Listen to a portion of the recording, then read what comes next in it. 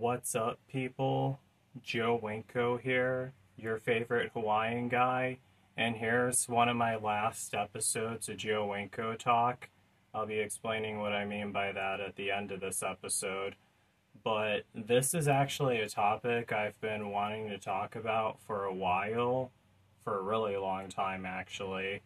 As you guys all know, I do a lot of videos of me visiting people's graves and me leaving flowers by people's graves, really as memorial videos in memory of them, of people I read about online.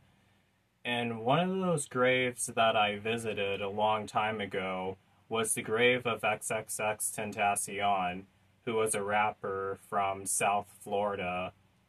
I visited his grave way back in March of 2019, so this was a very, very long time ago. But I didn't get to editing and finishing editing his video until June of 2019, and that's when I finally posted it and uploaded it onto YouTube. I remember when I first posted that video onto YouTube, someone actually commented on that video, and I don't have a screenshot of the comment because whoever posted it deleted it, but they left a comment saying, "Oh, Joe Winko, you went to visit XXXTentacion's grave during Pride Month? He definitely would have clocked you for that." So basically what they were insinuating was that XXXTentacion was homophobic and that he would have been pissed off if I went to visit his grave. And they were also saying that I went to visit his grave during Pride Month. That would have pissed him off even more. Even though I didn't visit his grave during Pride Month, I visited his grave in March. I just didn't post the video on YouTube until June of 2019. Whoever typed in that comment was a fucking idiot and obviously didn't have the brains to read the date that I so kindly list in the upper left-hand corner of every single one of my fucking videos since 2016 or 2017. You'll be surprised how many people do not notice that. So I thought that that was a really stupid comment claiming that XXXTentacion was homophobic, because obviously he wasn't. And that's what inspired me to do this episode of Joe Winko Talk about why XXXTentacion is not homophobic at all. Even though I was supposed to do this episode years ago, it just popped back into my mind recently. So basically, the whole rumor that XXXTentacion was homophobic, that basically came from a time where he was in juvenile prison. XXXTentacion had a very hard life from what I read about him. He was actually in juvenile prison at the time, and he beat up his cellmate, who was a gay guy, who was staring at him while he was taking a shower.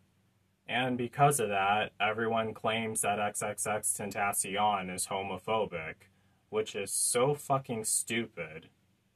I have never been to prison before, or jail, or anything like that, but if I was sent to prison, I would have my guard up really high. So I don't really blame XXXTentacion for beating up this guy for staring at him too much while he was taking a shower. Also, XXXTentacion was only 5'6", so of course he's going to have his guard up really high and he's going to need to defend himself. So it made perfect sense, really. And on top of that, this cellmate that he beat up actually had a history of inappropriate sexual behavior while he was incarcerated. So XXXTentacion was just trying to protect himself. I also read online that other sources claimed that XXXTentacion, when he was talking about this incident, he was using homophobic slurs to describe the guy who was staring at him too much while he was in the shower. And I really don't blame him. XXXTentacion was probably disgusted by this guy because he was being a creeper the whole entire time, and he had to protect himself. And I'm actually gay myself, and I would have done the same thing. If someone was staring at me too much while I'm in the shower, I would have beat the hell out of them too. If I was in prison, I would have beat the hell out of them too. I just think it's really goddamn stupid that people were claiming that XXXTentacion was homophobic just because of that. Are people really that goddamn stupid? Another thing that I want to clarify is that XXXTentacion is black. He's African American, like me, kinda. Well, I'm part black, but one drop law, part black, all black. But XXXTentacion was African American. People who are African American, I mean, there are exceptions to this, but for the most part, black people in the USA are usually not homophobic. Like, they don't care who you're having sex with or who you want to have sex with, just as long as it's not them, unless they're interested in you. So that just adds to the reasons why XXXTentacion was not homophobic. He was just trying to protect himself. And the fact that he was able to get slapped with that stupid label just because he was trying to protect himself from a guy who was watching him too much while he was in the shower at prison really strikes a nerve with me, honestly. I really didn't find out about XXXTentacion until after he was murdered back in summer of 2018.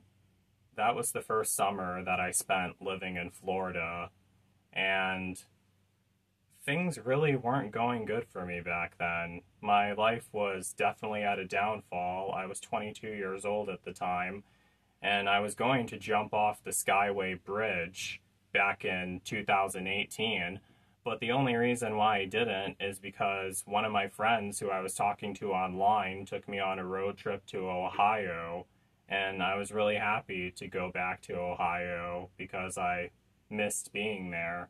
I never lived in Ohio, but I did get driven through it while I was a kid, and I fell in love with the state. Whole story behind that. A lot of his music really connected with me, honestly. Like, I do listen to rap music from time to time, but the music by XXXTentacion, the rap music that he does, it was much more relatable. He sings about stuff like depression and everything like that. You usually don't find people rapping about that, honestly, and I thought that that was really impressive, really. One of my favorite songs by him was the song Sad, because that song makes me think of the time I was going to jump off the Skyway Bridge back when I was 22 years old. I also did an episode of Joe Winko talk about that, and I'll have that linked in the pinned comments as well. And if I would have went through with that, I would have died the same summer as XXXTentacion. However, my most favorite song by him is the song Save Me, and that's honestly the most haunting song that he's ever done, in my opinion. The song Save Me is the most haunting song that he's ever done.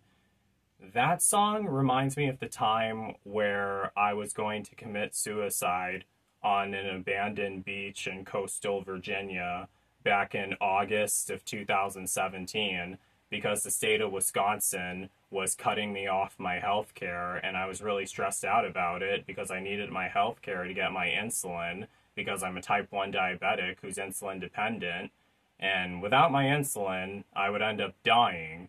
And I didn't want to die in the state of Wisconsin, so I posted an ad online asking someone to drive me out to coastal Virginia because I wanted to die on the beach in coastal Virginia because my biological uncle's ashes are scattered into the Atlantic Ocean, and I believed that the spirit of King Neptune would guide my soul out from the beach in Virginia to the Atlantic Ocean to reunite me with the soul of my biological uncle. That's exactly what I was thinking at that time.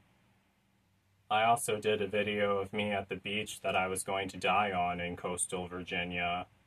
I'll have that linked in the pinned comments as well.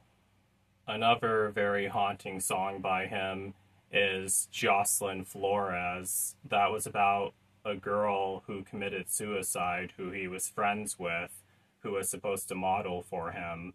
And I felt really sorry for her. And while I was up in Ohio, she was one of the graves I visited up in Ohio. And I did a video of me leaving flowers on her grave in memory of her.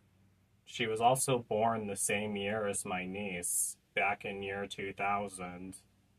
And his song Hope was dedicated in memory of the victims of the Marjory Stoneman Douglas school shooting, and that also was really sad.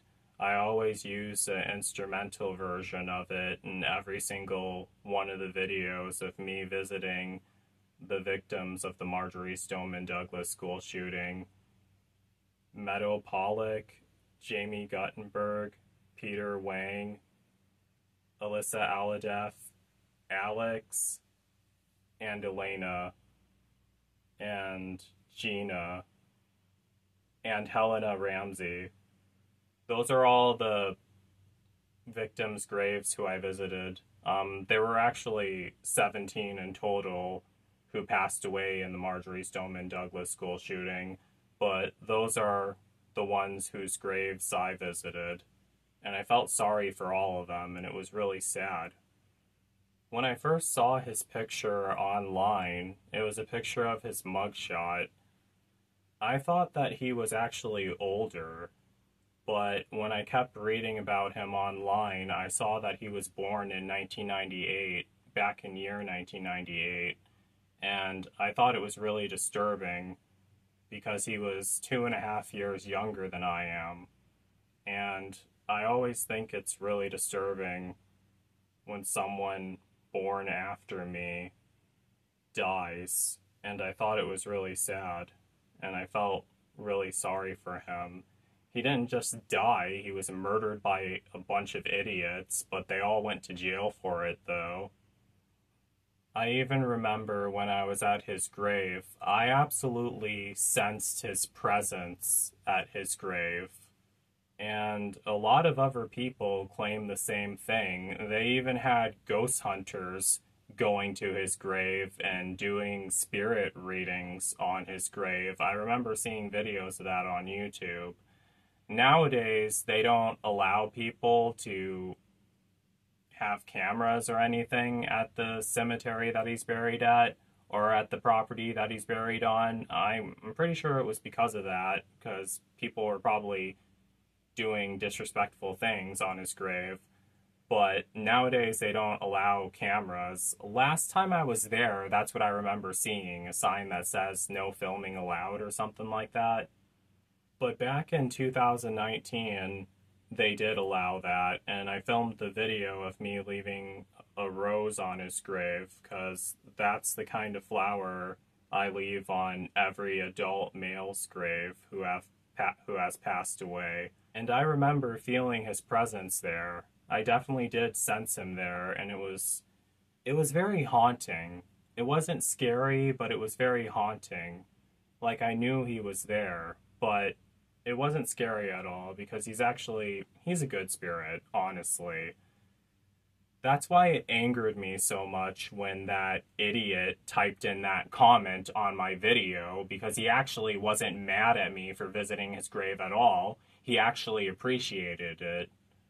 His spirit did not appear to me at all, but, like, I didn't see him or hear him or anything, but I did feel that he was there. I remember that day very vividly when I was at his grave.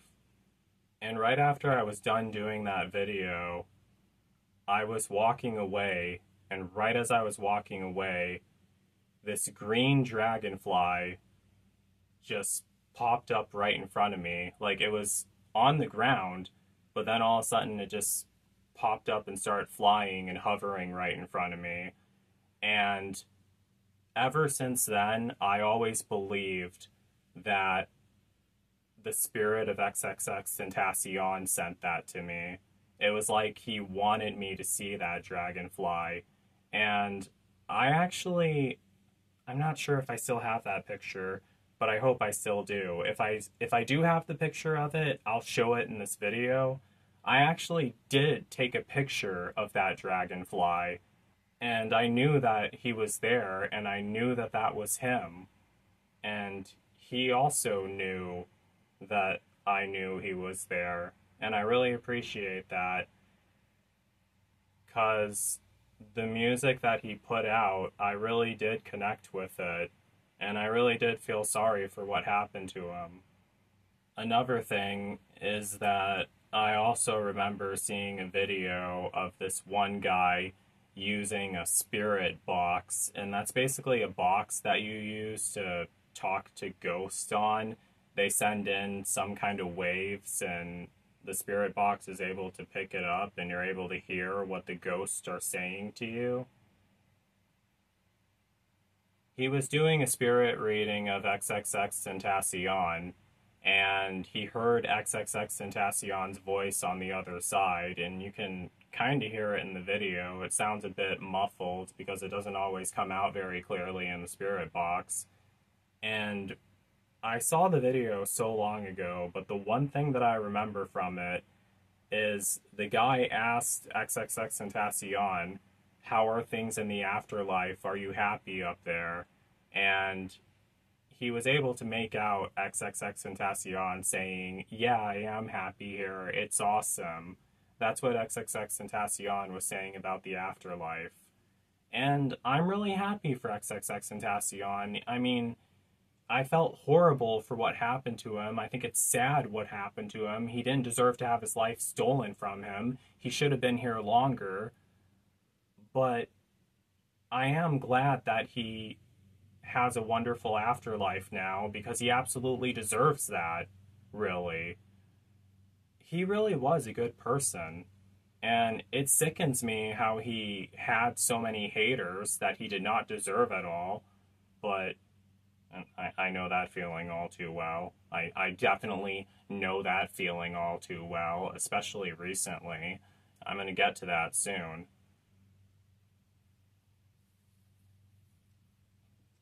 I even remember seeing a video of him saying that he was getting PlayStation 4s for poor, impoverished kids. And I thought that that was a very wholesome thing for him to do. Can you imagine being a really poor person and a famous rapper gets you a PlayStation 4? That would be extremely awesome.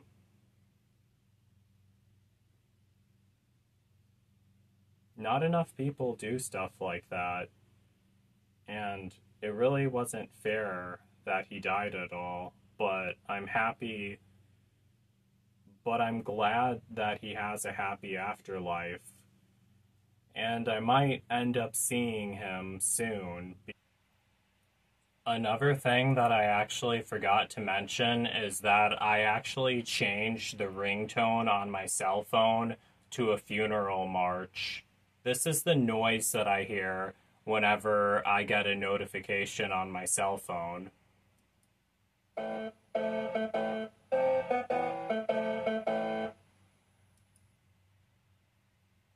Which is actually a bit ironic because I don't even want a funeral at all. Like, if I had a funeral, the only people who would be coming to it are my adoptive family, and I absolutely hate my adoptive family with an extreme passion because they put me through hell as I was growing up, and my adoptive mother treated me horribly.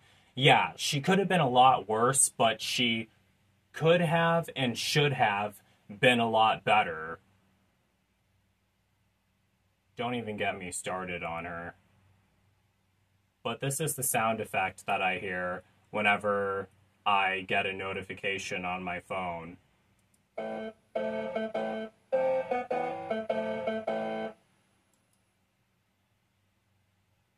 It is a bit haunting, I will admit. But, not so much when you hate everyone and want to ditch everyone in your life forever, really.